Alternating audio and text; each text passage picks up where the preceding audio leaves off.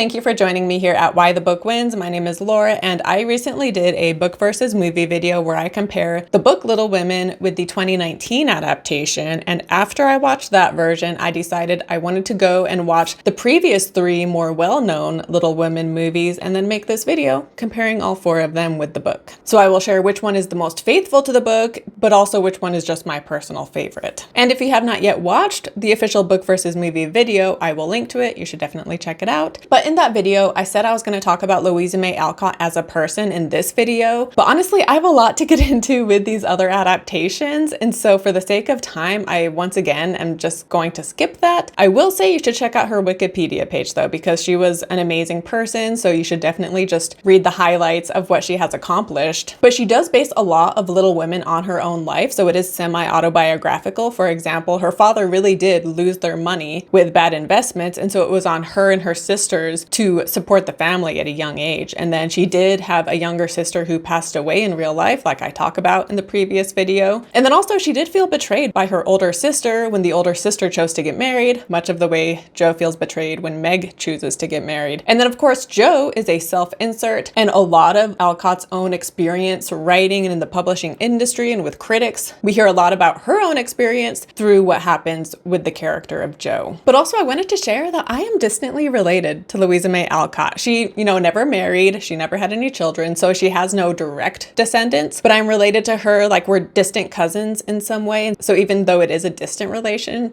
I still think it's pretty cool to say that I'm related to her. But to move on to the adaptations, beginning with the 1933 movie directed by George Cukor. This was not the first adaptation of Little Women, but it is the oldest one that is still talked about today. And it doesn't have great pacing, in my opinion, because the first half, part 1 of the book, they really take their time with that section. But then the events of part 2 just feel so rushed. For example, once Meg is married, she disappears and we basically see nothing about her life. And then Amy and Laurie, we do not see the growing relationship between the 2 of them. So when they show up at the end being married, it just feels out of the blue. They do make a point to show the bond between Jo and Bhear, but I would say as far as the script goes with this one, it leaves a lot to be desired. But despite the mini cuts and the mini changes we get, where every character ends up by the end is the same from book to movie. And the only cast member that stands out here is Katharine Hepburn. She is the only reason to watch this movie. And yet even so, like Katharine Hepburn is such an icon and she has so many standout performances. But if someone were to ask, what's the one Hepburn movie I should watch? This is not the one I would recommend. And so even though she's the only reason to watch it, at the end of the day, it still isn't her best performance. But yeah, the rest of the cast, they were very forgettable and left no impression on me, to be honest. But moving right along to the 1949 movie, this is directed by Mervyn Leroy. And this movie, it has the same script writers as the 33 film, and they make very few changes to the script. And so many scenes were shot for shot exactly like the 49 movie that it had me wondering oftentimes, like, what was the point in remaking this less than 20 years after the 33 film? And the 33 movie was a huge success, so part of me is like, they must have just hoped to cash in on another success. Like it was popular the first time around, let's make some money and remake it, And David O. Selznick worked on the 33 movie, and then he is the one who was spearheading this remake. However, very early on, he ended up passing it off to a different studio, so even though he is the one who got the ball rolling, he wasn't the one who actually did the remake. But yeah, it was still the same script writers, and apparently they were very happy with the script from 1933, and they didn't feel the need to make very many changes at all. And given that the script is so similar, I have the same complaints with the pacing. And honestly, watching all 4 of these movies back to back, it really makes me appreciate how much Greta Gerwig was able to fit into her movie. Her movie is 15 minutes longer, but yeah, she does so much with that extra 15 minutes. And the 94 movie, that one, like right at the halfway point is when we jump ahead a few years. So part 1 and part 2 of the book get almost the equal amount of time in this movie. Whereas the 33 movie and the 49 movie, we are well over halfway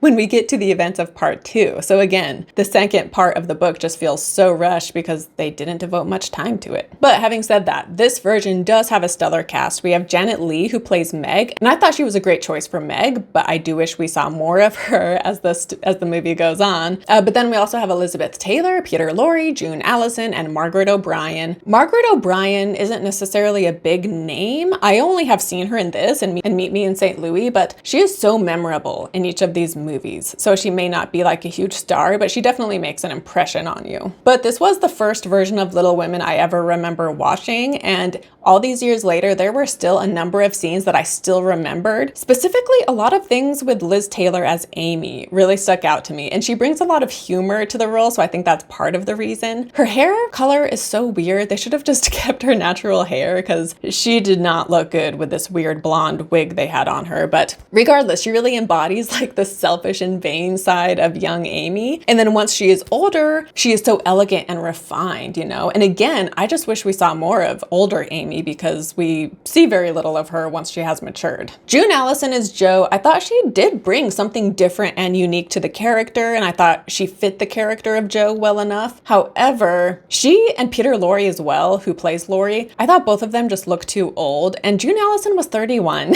And at the start of this, she's a 31-year-old pretending to be a 15, 16-year-old, and so that just was not believable. And so she and Peter Lorre, I thought had good chemistry, but because they looked older, like some of their shenanigans just felt off because it doesn't feel like these are teenagers. It feels like these are adults acting in this way, and so some things just didn't quite work for me. But we do have some funny additions here that are not in the book and not in the 33 movie. For example, before she and Laurie even talk, they see each other through their windows, and she waves at him and Meg says something like, oh, like that is a romantic way to start a relationship. And Jo turns around being like, who said anything about romance?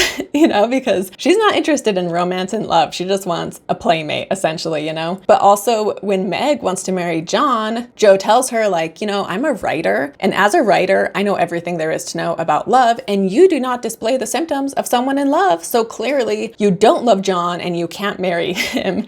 So I thought that was also a funny moment. But yeah, June Allison, I feel conflicted about her because on one hand, some stuff came off as kind of cringy and weird, like I said, because she clearly is not a teenager, and so some things just didn't work. And yet at the same time, I was definitely very entertained by her performance. So ultimately I liked it, but it definitely isn't the best Jo performance out there. And one thing about Laurie in this version I wanted to mention real quick is that they hear that he had lied about his age and joined the army to fight in the war, but then he was caught and sent back to live with his grandfather. And this is not in the book or any of the other movies. And so that was an interesting addition to his character here. And then the 1994 movie is directed by Gillian Armstrong. So we finally have a female director here. And the movie definitely, it's also the 90s, and the movie definitely leans into the female empowerment message more so than the previous two films had. And I had watched this one before, but again, it was like 15 years ago, and I don't remember thinking too much about it. But this time around, I thoroughly enjoyed it. I really, really liked this one. They do make some significant changes from the book, one of which being Jo and Bhear start a romantic relationship while she is still in New York, and they even kiss. And then Laurie and Amy's relationship, it does feel kind of rushed, but unlike the 33 and the 49 movie, we do see them have some sweet moments together when they're younger, and then when they're in Europe, we do see them a number of times together there as well. So the relationship makes more sense than it had in the previous movies. And then Winona Ryder plays Jo. I love Winona Ryder, and I think she is great in this role. She captures like the youth and the playfulness when Jo is young, and it seems believable. But then as she matures and grows, I thought she really captures that change over time too. And there is a great scene unique to this movie where she is in New York and she's with a group of men, and they are debating on whether or not women should be allowed to vote. And one guy, he's like, women should vote because women are more moral than men are. And then Jo says, I find it poor logic to say that because women are good, women should vote. Men do not vote because they are good, they vote because they are male, and women should vote not because we are angels and men are animals, but because we are human beings and citizens of this country, just like men. And so I thought that was a great line. And yeah, just in general, I really liked her portrayal here. Christian Bale is Laurie. I liked him well enough. You know, Christian Bale, he always delivers a strong performance. And we do see his silly side when he's younger, and we see his emotional side, you know, when Jo turns him away. But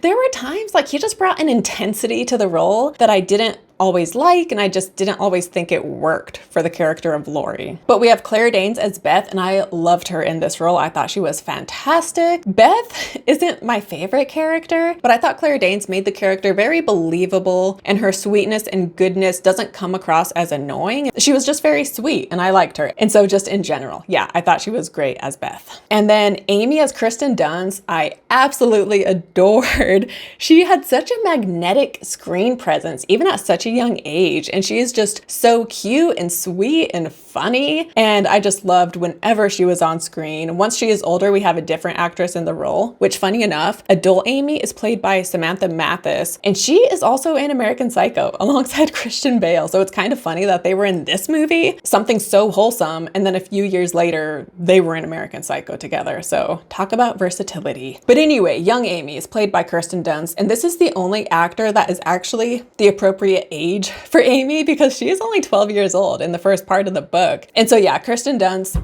I absolutely loved her in this role. She was fantastic. And then to talk about the 2019 movie directed by Greta Gerwig. So again, my previous video is all about this version, but I think this movie is great. It looks amazing, and I love what Greta Gerwig did with the script. And the cast is just amazing. Like Timothée Chalamet as Laurie is so good. Like he's so silly and fun when he is younger with Joe, and the two of them have such believable chemistry. And then I also love how the first moment he meets the March family, you know, when he first meets Joe, there's clearly just an instant spark there. But then when he goes to their house and meets them for the first time, like you can just see in his eyes and in his expression the impact that this family instantly has on him. And we get a scene in the 94 movie where Christian Bale is Laurie. He says, "I've always known I would be part of the March family." Whereas in this movie, Laurie never says those words, but we see it on his face, right? And so this movie does a great job at showing, not telling. And in general, like there are so many scenes with the men, Laurie, Mr. Lawrence, and John Brooke, where we see that when the March family leaves, like they just feel kind of empty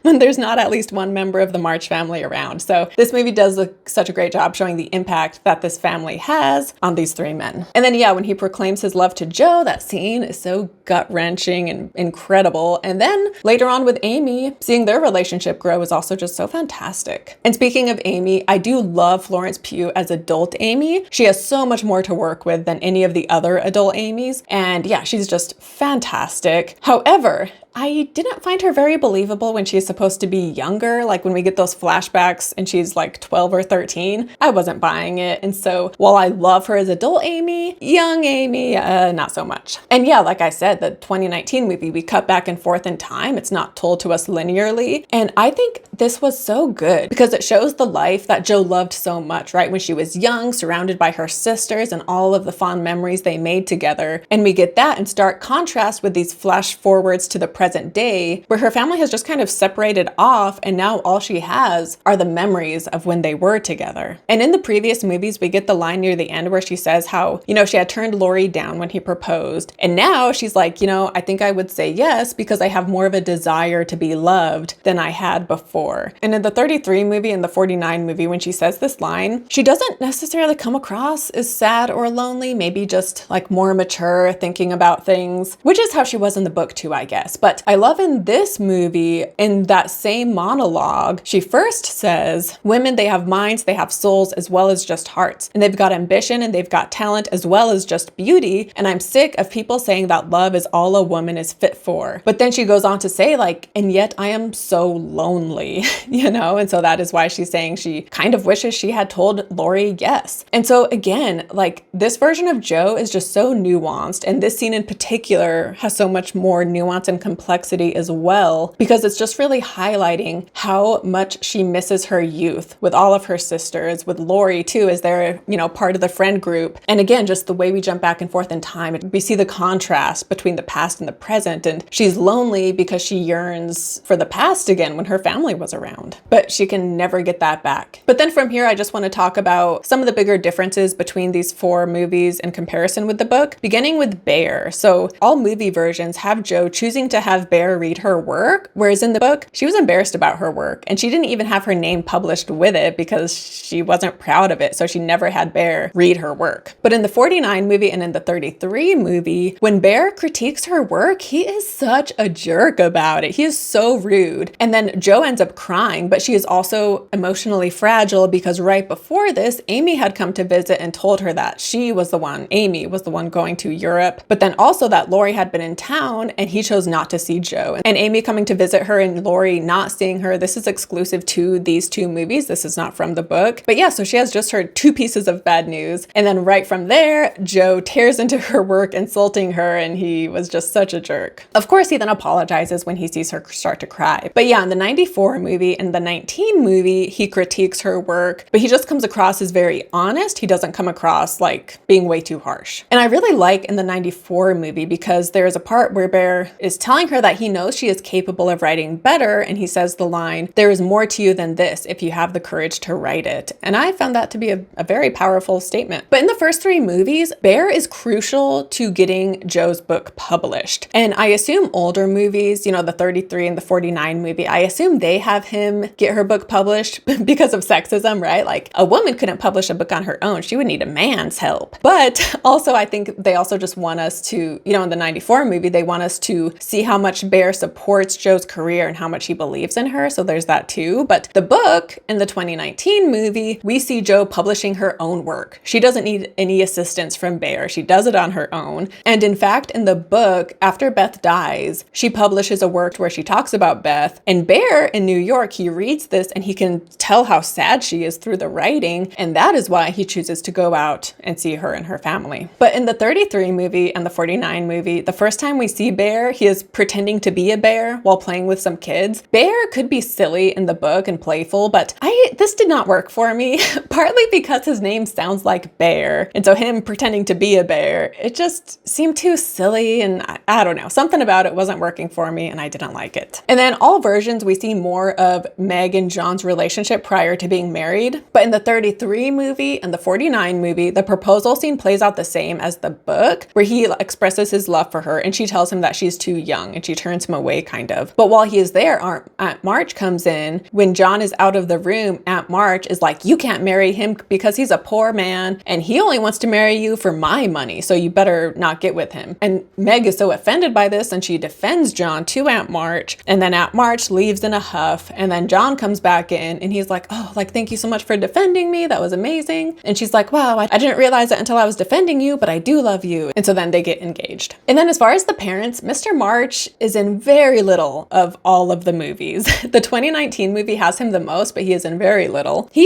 is in more of the book, but he's definitely, you know, a side character in the book, whereas Marmee is the focus in the book. But in the older movies, 33 and 49, Marmee doesn't get too much to do, whereas the 2019 Marmee, we definitely see far more of her. And we get a scene that is from the book where she is talking to Joe about how she has a bad temper and how she spends the majority of her life angry, essentially. But how as she's gotten older, she's better able to control her anger. And this gives Joe hope because Joe has a very big temper. And so finding out that Marmee also has a huge temper, she's so surprised by, right? Because Marmee doesn't come across that way, but it's because she has more self-restraint. And yeah, that came straight from the book. And the 1994 Marmee, we see more of her as well. And we definitely see that she is a liberal, free-thinking woman who doesn't believe in raising her daughters by society's standards and conforming to the way they think females should act. And so while I did like her portrayal in the 94 movie, ultimately the Laura Dern version in the 2019 movie is the most similar to the book. And speaking of Joe's temper, I was kind of surprised that the 33 and 49 movie didn't have the scene where Amy burns Joe's manuscript or the scene where Joe burns Meg's hair when they are getting ready for the party, because both of these scenes just seem so iconic when it comes to Little Women. The 94 movie and the 19 movie have them, but yeah, the other two did not. And then also, speaking of iconic moments that I personally love, like that Pickwick Club they have where they pretend to be Charles Dickens characters. The 33 movie and the 49 movie do not have that either, but it is in the 1994 and the 2019 version. And yeah, I love those scenes in each of them. It's just so funny and silly. And yet you can also see how the sisters do take it seriously to some extent, you know? And then them welcoming Laurie into the group. Such a great scene. And then I thought it was interesting that the 33 movie and the 2019 movie are the only two where we see Mr. Lawrence send the March family a Christmas feast after they have given theirs away. The 49 movie and the 94 movie don't have that. Like, all versions have the March sisters giving away their breakfast. But yeah, the 49 and 94, Mr. Lawrence doesn't send them a Christmas feast. And in the 33, the 19 movie, and the book, Marmee is the one who asks them to give away their breakfast, whereas in the 49 and 94 movie, it is Beth who suggests it. And speaking of Beth, her friendship with Mr. character Lawrence, I actually thought we focused on it the least in some ways in the 2019 movie. I mean, we still see it, but I think specifically after he gives her the piano, she goes to thank him, and that is when she is sick. So he is just like, wow, like, you aren't doing well. And then they realize how sick she is. Whereas in the other versions and in the book, when she goes to thank him, she is overcome with gratitude that she can't even get the words out, and she just hugs him. And it is such a sweet moment, but we didn't get to see that in the 2019 movie because she was sick, and that is what ends up happening instead. But I did like the scene when she is playing the piano at his house prior to this, and we see him kind of like on the stairs listening and, you know, very touched and moved because he had in the book, it was his granddaughter, I think, who died, but in the movie, it says that it was his daughter who died. And so Beth reminds him of her. And then with Amy and Laurie, so as a kid, I remember hating that Amy and Laurie got married. But based on the 49 movie, no wonder I felt that way, right? Because they do not show that relationship at all. They're just suddenly married. In the 33 movie, we do get like a 2-minute scene of them together in Europe after they hear Beth has died, but that was not enough to make us care about this marriage. Whereas the 2019 movie really devotes the time to this relationship, and it pays off. The 1994 movie, like I said, we do get more scenes of them kind of to show the bond they have both when they are young as well as when they are in Europe. And there is a scene I like, which I kind of alluded to earlier, where he tells Amy that just as Amy has always known she would marry rich, he has always known that he would marry a March sister. And Amy says, I want to be loved for who I am, not for who my family is. And he's like, yeah, just like Fred wants to be loved for who he is and not for his money. So kind of calling out that she's being a little hypocritical there. I mean, I don't know if that's fair to say she's being hypocritical because it is different for men versus women, which again, we will get into later. But regardless, I did think that was a good scene. But in the 33 version and the 49 version, Jo finds out beforehand, and in the book, she knew too. She finds out beforehand that Amy and Jo are engaged or at least falling in love. And in the older movies, Meg is the one who has this conversation with Jo rather than Marmee. But it makes sense they have Meg be the one because again,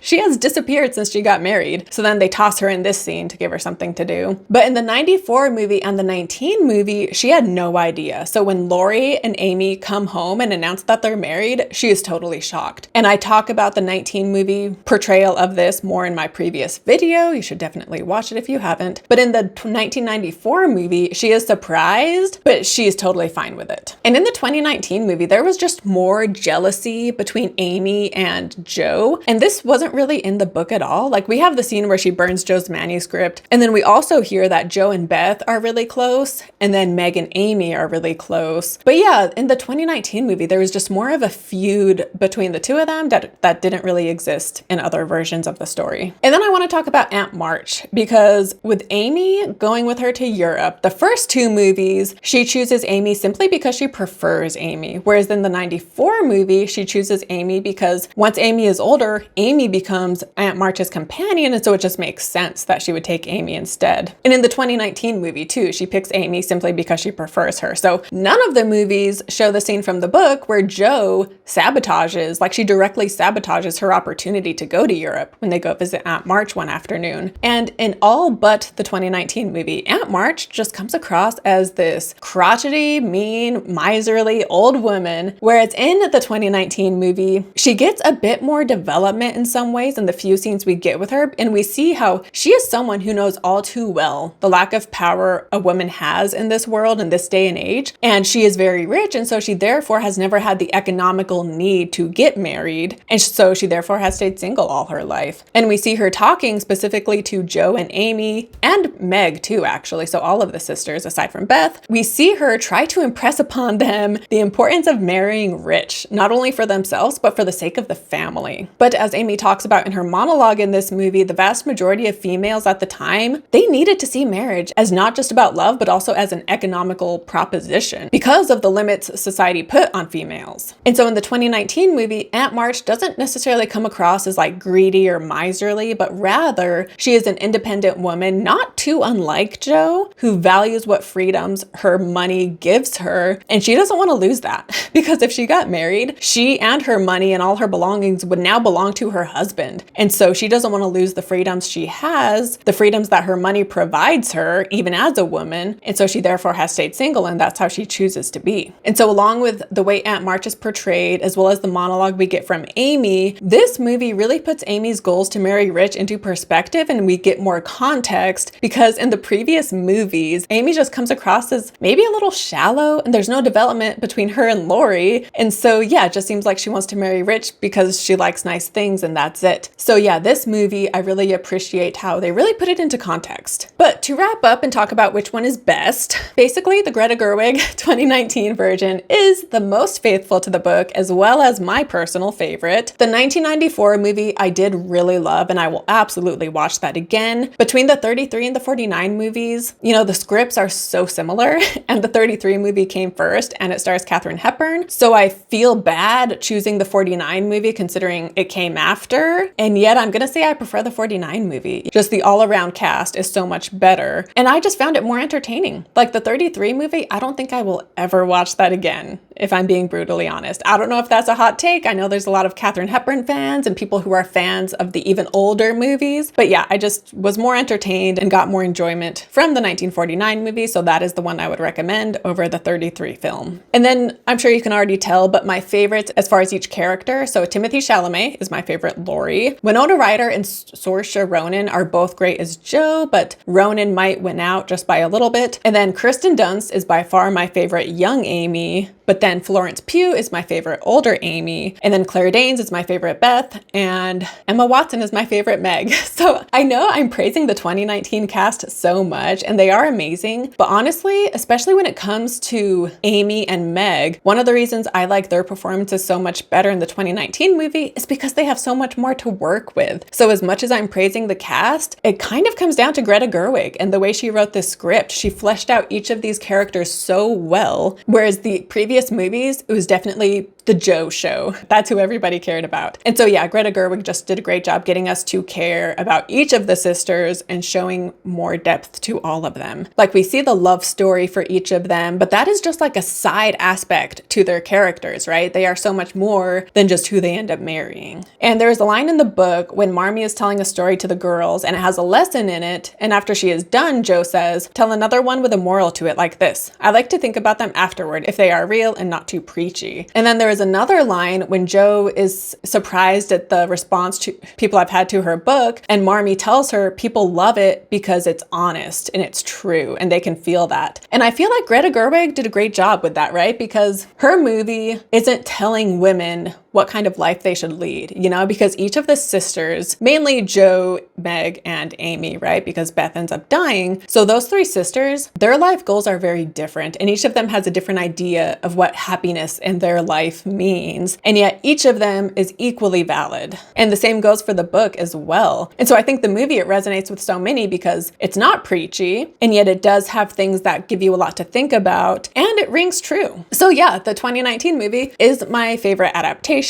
And if you want to hear more about it, again, go watch that other video. I will link to it. And thank you so much for watching this video. Let me know your thoughts down in the comments. Which of these adaptations is your favorite? And don't forget to like and subscribe if you have not already. Thank you again so much for watching this video, and I will see you next time. Bye.